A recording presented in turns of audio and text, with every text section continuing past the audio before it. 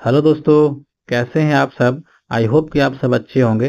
दोस्तों, आज हम लोग नाथसीवाद और हिटलर का उदय से संबंधित 30 इम्पोर्टेंट क्वेश्चन आंसर करने वाले हैं, जो कि एनसीईआरटी और एससीईआरटी दोनों में ही दिया हुआ है। यहाँ पे आप देख सकते हैं, ये क्लास 9 का बुक है और चैप्टर 3 से हम लोग क्वेश्चन आंसर करने वाले हैं, जो कि हर एग्जाम में यहाँ से सवाल बनते हैं। तो चलिए हम लोग वीडियो को आगे बढ़ाते हैं।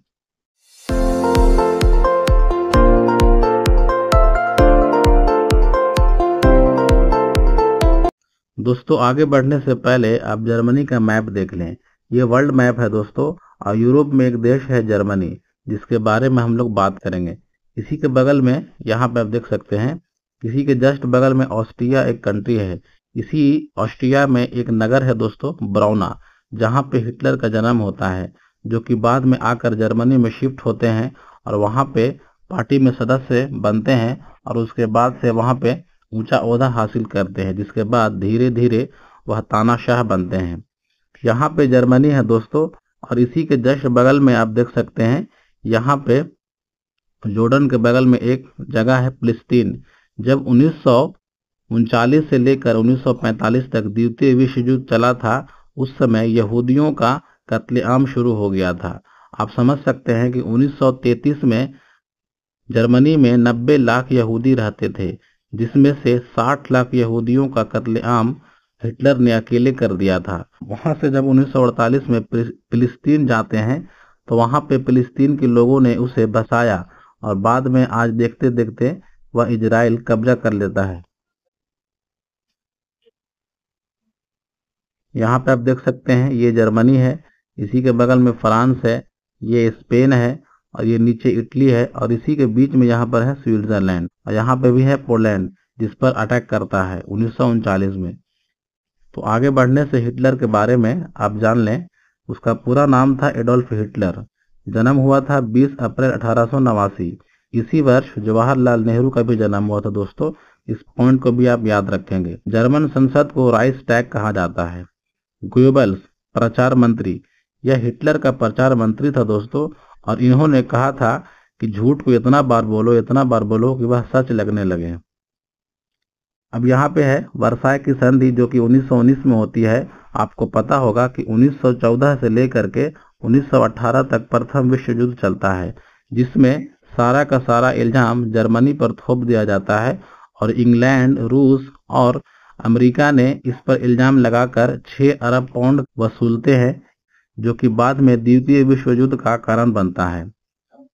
आगे है 1919 में वह पार्टी का सदस्य बनता है, जिसका नाम था राष्ट्रीय समाजवादी जर्मन कामगार पार्टी, जिसका नाम बदलकर 1920 में हिटलर नाजीवादी पार्टी रख देता है, जिसका दल का चिन्ह था स्वास्तिक।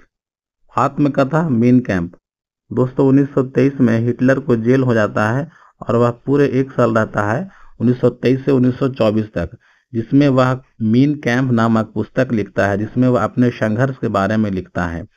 तो मीन कैंप आत्मकथा है हिटलर की, और इसमें उसने अपने संघर्ष के बारे में काफ़ी चीज़ों को लिखता है और आगे क्या करना है उसके बारे में भी लिखता है। वास्तव में मीन कैंप का मतलब है मेरा संघर्ष। इस पॉइंट को भी आप याद रखेंगे।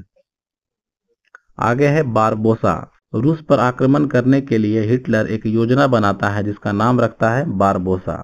30 जनवरी 1933 को हिटलर चांसलर बनता है दोस्तों, जिसके बाद वह इनेबलिंग एक्ट लाता है 30 मार्च 1933 को, जिसके बाद से वह वहां का तानाशाह बन जाता है।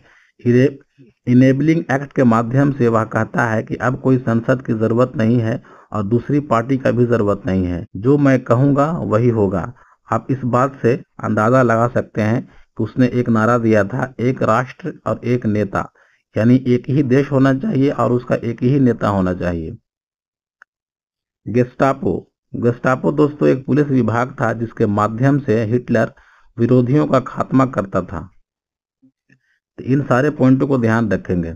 आगे है यूथनेजिया। हिटलर का यह कहना था कि विकलांग लोग जर्मनी में सिर्फ और सिर्फ गिनती के लिए हैं, यानी यह देश का बोझ है, इसे दया की मृत्यु दे दिया जाए, यानी इसको ऐसी जगह पर छोड़ दिया जाए जहां पर जहरीली गैस छोड़कर इसको आराम से मार दिया जाए। तो इस पॉइंट को भी याद रखेंगे। सिनेगॉग। सिनेगॉग क्या होता है दोस्तों? जहाँ पे यहूदी लोग अपना प्रार्थना करते हैं उसी को सिनेगॉग कहा जाता है। जैसे चर्च, मंदिर, मस्जिद, उसी तरीके से यहूदियों का सिनेगॉग होता है। होलोकास्ट, महाध्वंस। होलोकास्ट एक प्रक्रिया है दोस्तों, जिसमें क्या होता है कि ढेर सारे यहूदियों को एक बड़े से हॉल में रखा जाता है और वहां पर जहरीली गैस छोड़ दिया जाता है, जिससे एक ही बार में कई यहूदियों की मौत हो जाती है। युंग फोक, यह बच्चों के लिए एक संगठन था दोस्तों। इसमें क्या होता था कि जो भी बच्चे स्कूल में पढ़ते थे उसी में एक युंग फोक था, यानी वहां पर बच्चों को शामिल होना पड़ता था और देश के बारे में बताया जाता था कि आपको लड़ना है और हिटलर का साथ देना है। आपको जानकर यह हैरानी होगी दोस्तों कि हिटलर ने 90 लाख में से 60 लाख यहूदियों का कत्ल कर देता है। उसके बाद जर्मनी में जितने भी अपंग थे दोस्तों, उन लोगों को भी मार देते हैं, यानी लगभग 70,000 अपंग को मार देते हैं। 10 लाख पोलैंड नागरिक को भी मारते हैं। इस पॉइंट को आप याद रख सकते हैं दोस्तों। चलिए हम लोग फिर आगे बढ़ते हैं। आज का पहला सवाल, हिटलर का जन्म किस वर्ष हुआ था? राइट आंसर है 1889। दोस्तों आपको यह जानकर हैरानी होगी कि इसी वर्ष जवाहरलाल नेहरू की भी जन्म हुई थी। यहाँ पे आप देख सकते हैं 1889 में ही जवाहरलाल नेहरू की भी जन्म होती है। दोस्तों आप यहाँ पे देख सकते हैं बरौना, यहीं पर हिटलर का जन्म होता है, जो कि ऑस्ट्रिया में पड़ता है। यहाँ पे आप देख सकते हैं ये जर्मनी है और ये ऑस्ट्रिया है। दोनों के बॉर्डर पर ही एक बरौना जगह है, यहीं पर हिटलर का जन्म होता है, जो कि बाद में जर्मनी में हिटलर शिफ्ट हो जाते हैं और उसके बाद जर्मनी के शासक बनते हैं, यानी तानाशाह बन जाते हैं। तो यहाँ पे आप इस पॉइंट को ध्यान रखेंगे। नेक्स्ट क्वेश्चन है, हिटलर ने किस पार्टी की स्थापना की थी? राइट आंसर है national socialist German works party, जिसे बाद में नाम बदलकर नाजीवादी पार्टी कर दिया गया था। नेक्स्ट क्वेश्चन है, हिटलर ने जर्मनी का चांसलर का पद कब संभाला था? राइट आंसर है 1933। दोस्तों 30 जनवरी 1933 को चांसलर बनते हैं हिटलर और उसके बाद 30 मार्च 1933 को ही तानाशाही एक इनेबलिंग एक्ट आता है दोस्तों। उसी एक्ट के बाद तानाशाह बन जाते हैं। नेक्स्ट क्वेश्चन है, मीन कैंप किसने लिखी थी? राइट आंसर है हिटलर। आपको बता दें दोस्तों कि मीन कैंप हिटलर की आत्मकथा है और इनकी 1923 में जेल हो जाती है, जिसके बाद 1923 से 1924 तक जेल में रहते हैं और उसी एक साल के दौरान इन्होंने अपना आत्मकथा मीन कैंप लिखते हैं। इसमें अपने संघर्ष के बारे में लिखते हैं। एक्चुअल में मीन कैंप का मतलब है मेरा संघर्ष। इस पॉइंट को भी आप याद रखेंगे। नेक्स्ट क्वेश्चन है, हिटलर किस देश का तानाशाह था? राइट आंसर है जर्मनी। नेक्स्ट है, हिटलर की नस्लीय नीति में कौन से समूह को सर्वाधिक प्रताड़ित किया गया? इसका राइट आंसर है यहूदी। नेक्स्ट है, हिटलर द्वारा यहूदियों के नरसंहार को क्या कहा जाता है? राइट आंसर है होलोकास्ट।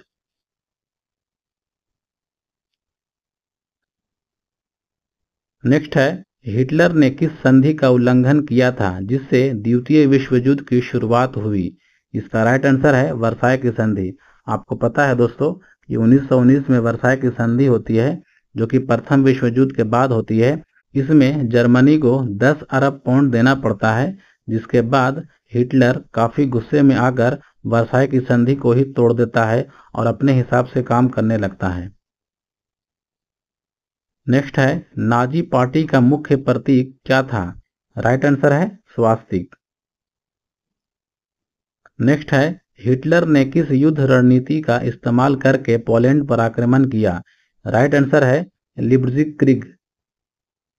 आप देख सकते हैं दोस्तों, इसे लाइटिंग वार भी कहा जाता है, यानी किसी पर अचानक आक्रमण करना और काफी खून खराबा करना। नेक्स्ट है, हिटलर की सरकार को क्या कहा जाता था? राइट आंसर है थर्ड राइख। नेक्स्ट है, किस घटना के बाद हिटलर ने सत्ता को अपने हाथ में ले लिया? राइट आंसर है राइक्सटाग की आग। दोस्तों आपको पता होगा कि जर्मनी में दो तरह की पार्टी थी। एक थी नाजीवाद, जो कि हिटलर संभाल रहे थे और एक था समाजवाद। तो दोनों में संघर्ष होता है और हिटलर समाजवाद के नाम पर वहां के संसद को ही आग लगवा देते हैं, जिससे समाजवाद ऑटोमेटिक बदनाम हो जाती है। जनता में समाजवाद को लेकर काफी आक्रोश हो जाता है और समाजवाद को वोट न दे करके नाजीवाद को वोट दे देते हैं और उसके बाद हिटलर आराम से वहां का तानाशाह बन जाता है। नेक्स्ट है, हिटलर की नाजी पार्टी ने जर्मनी की कौन सी आर्थिक समस्या को हल करने का दावा किया? राइट आंसर है बेरोजगारी। आपको पता होगा दोस्तों, 1914 के से लेकर के 1918 तक प्रथम विश्व युद्ध होता है, जिसके बाद जर्मनी की हालत बहुत ही खराब हो जाती है, यानी हर जगह पर बेरोजगारी आ जाती है। लेकिन हिटलर उसी दौरान उठता है और कहता है कि मैं अगर सत्ता में आ गया तो सबसे पहले बेरोजगारी को दूर करूंगा। तो इस पॉइंट को आप याद रखेंगे।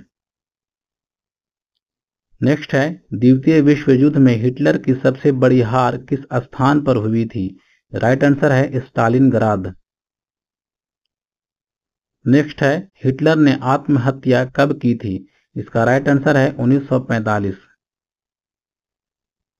नेक्स्ट है, हिटलर ने अपने शासनकाल में किस देश का अधिग्रहण किया, यानी किस पर कब्जा कर लिया था? राइट आंसर है ऑस्ट्रिया, और ये किए थे 1938 में। नेक्स्ट है, हिटलर का अंतिम लक्ष्य क्या था? राइट आंसर है जर्मन साम्राज्य का विस्तार। हिटलर ये चाहता था दोस्तों कि जर्मन साम्राज्य पूरे वर्ल्ड में फैल जाए, इसीलिए मरते दम तक उसने काफी प्रयास किया कि जर्मन का विस्तार किया जाए। नेक्स्ट है, हिटलर के किस सहयोगी को प्रोपेगेंडा मिनिस्टर कहा जाता था? इसका राइट आंसर है जोसेफ गोएबल्स। आपको पता है दोस्तों, गोएबल्स का कहना था कि झूठ को इतनी बार बोलो कि वह सच लगने लगे। नेक्स्ट है, नाजी पार्टी का मुख्य उद्देश्य क्या था? राइट आंसर है जर्मन जातीयता की श्रेष्ठता को स्थापित करना, यानी नाजी पार्टी ये चाहती थी कि जर्मन में जो भी जाति के लोग रहते हैं वो सबसे श्रेष्ठ हैं। हिटलर का ये मानना था कि जिसका भी जर्मनी में जन्म हुआ है, इसका मतलब है कि पिछले जन्म में वो काफी पुण्य का काम किया है, यानी जर्मन में जो भी लोग रह रहे हैं वो पूरे दुनिया में सबसे श्रेष्ठ हैं, ये कहना था हिटलर का। नेक्स्ट क्वेश्चन है, हिटलर के नेतृत्व में जर्मनी ने किस देश पर आक्रमण कर द्वितीय विश्व युद्ध की शुरुआत की? राइट आंसर है पोलैंड। 1 सितंबर 1939 को पोलैंड पर आक्रमण करते हैं दोस्तों, उसके बाद से द्वितीय विश्व युद्ध की शुरुआत हो जाती है। नेक्स्ट है, हिटलर ने किस संधि का उल्लंघन किया जिससे जर्मनी ने फिर से हथियारों का निर्माण शुरू किया? राइट आंसर है वर्साई की संधि। नेक्स्ट है, किस घटना को क्रिस्टल नाक्ट कहा जाता है? राइट आंसर है यहूदियों की दुकानों और सभाओं पर हमला, यानी हिटलर अंत में इतना क्रूर हो गया था कि यहूदियों की दुकानों और सभाओं पर भी हमला करवाने लगा था। इसी को कहा जाता है क्रिस्टल नाक्ट। नेक्स्ट है, हिटलर ने किसके खिलाफ ऑपरेशन बारबोसा शुरू किया था? राइट आंसर है रूस। आपको पता है, रूस पर आक्रमण करने से पहले ऑपरेशन बारबोसा चला था, यानी किस तरीके से अटैक करना है, कैसे करना है, इसी ऑपरेशन का नाम था बारबोसा। नेक्स्ट है, नाजी पार्टी का मुख्यालय किस शहर में था? राइट आंसर है म्यूनिख। नेक्स्ट है, हिटलर का मुख्य विरोधी नेता कौन था? राइट आंसर है विंस्टन चर्चिल। आपको पता है दोस्तों कि 1940 से लेकर के 1945 तक विंस्टन चर्चिल इंग्लैंड के प्रधानमंत्री होते हैं और द्वितीय विश्व युद्ध में वह जीत भी दिलाते हैं। तो इसी दौरान 1940 से 45 तक आप देख सकते हैं कि द्वितीय विश्व युद्ध हो रहा है और इसी दौरान भारत छोड़ो आंदोलन भी हो रहा है। इस पॉइंट को भी आप याद रखेंगे कि विंस्टन चर्चिल हिटलर का मुख्य विरोधी था। नेक्स्ट है, द्वितीय विश्व युद्ध के समय जर्मनी की मुद्रा क्या थी? राइट आंसर है मार्क। अगर आपसे पूछा जाए फ्रैंक तो ये स्विट्जरलैंड की मुद्रा है, और डॉलर अमेरिका और रूबल रूस। नेक्स्ट है, यहूदी के प्रार्थना गृह को क्या कहा जाता है? राइट आंसर है सिनेगॉग। नेक्स्ट है गेस्टापो संबंधित है। राइट आंसर है पुलिस विभाग। और आपको पता है दोस्तों, इसी पुलिस विभाग की सहायता से हिटलर अपने विरोधियों का खात्मा करता है। और आज का लास्ट सवाल, हिटलर बचपन में क्या बनना चाहता था? इस सवाल का जवाब आप कमेंट करेंगे दोस्तों। और अगले वीडियो में हम लोग फिर मिलते हैं कुछ नए टॉपिक को लेकर।